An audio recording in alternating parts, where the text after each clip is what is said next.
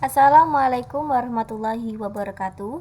Perkenalkan, nama saya Novi Alia dari kelas reguler 2E dengan NIM 241186206001 dari Prodi PGSD.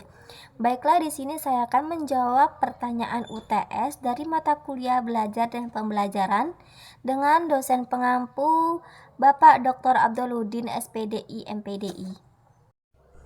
Pertanyaan yang pertama yaitu pengertian dan ciri-ciri belajar dan pembelajaran. Belajar adalah proses perubahan perilaku yang relatif permanen sebagai hasil dari pengalaman dan interaksi dengan lingkungan. Sedangkan pembelajaran adalah proses yang dirancang untuk membantu siswa belajar dan mengembangkan pengetahuan, keterampilan, dan sikap. Adapun ciri-ciri dari belajar, yang pertama, perubahan perilaku. Belajar dapat dilihat dari perubahan perilaku yang relatif permanen. Yang kedua yaitu pengalaman. Belajar dapat diperoleh melalui pengalaman dan interaksi dengan lingkungan. Yang ketiga yaitu proses aktif. Belajar adalah proses aktif yang melibatkan partisipasi siswa. Sedangkan ciri-ciri dari pembelajaran, yang pertama yaitu terstruktur. Pembelajaran memiliki struktur yang jelas dan terorganisir. Yang kedua yaitu terarah. Pembelajaran memiliki tujuan yang jelas dan terarah.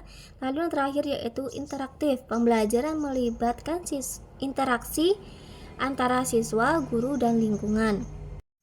Pertanyaan yang kedua yaitu tujuan dan prinsip belajar dan pembelajaran. Tujuan belajar yang pertama mengembangkan pengetahuan. Belajar dapat membantu mengembangkan pengetahuan dan pemahaman, lalu mengembangkan keterampilan. Belajar dapat membantu mengembangkan keterampilan dan kemampuan. Yang ketiga yaitu mengembangkan sikap. Belajar dapat membantu mengembangkan sikap dan nilai-nilai. Prinsip belajar yang pertama yaitu aktif. Belajar adalah proses aktif yang melibatkan partisipasi siswa, lalu ada interaktif. Belajar melibatkan interaksi antara siswa, guru, dan lingkungan. Yang terakhir yaitu kontekstual. Belajar dapat lebih efektif jika konteksnya relevan dengan kehidupan siswa. Lalu ada tujuan pembelajaran yang pertama yaitu mengembangkan kompetensi. Pembelajaran dapat membantu mengembangkan kompetensi siswa, lalu ada meningkatkan kualitas.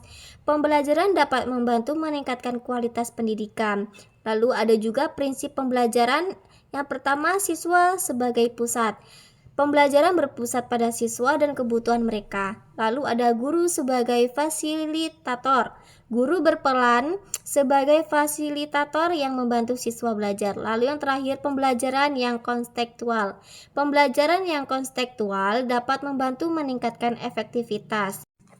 Lanjut ke pertanyaan yang terakhir yaitu pengertian behavioristik dan konstruktivistik.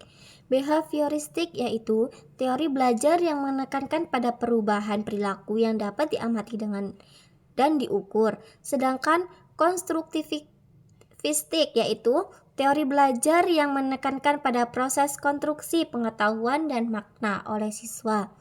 Perbedaannya, yang pertama fokus. Behavioristik fokus pada perubahan perilaku, sedangkan konstruktivistik fokus pada proses konstruksi pengetahuan. Lalu ada yang kedua, peran guru.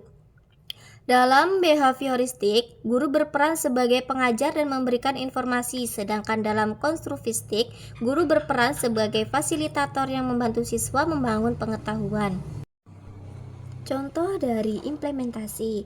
Yang pertama itu dari behavioristik, penggunaan reward dan punishment untuk meningkatkan motivasi siswa. Yang kedua, konstruktivistik itu penggunaan proyek dan diskusi untuk membantu siswa membangun pengetahuan dan makna. Referensi yang pertama dari teori behavioristik yaitu dari Thorndike, Waston, dan Skinner.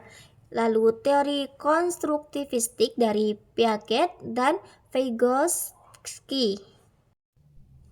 Mungkin cukup sekian yang dapat saya jawab dari pertanyaan tersebut, dan saya akhiri. Wassalamualaikum warahmatullahi wabarakatuh.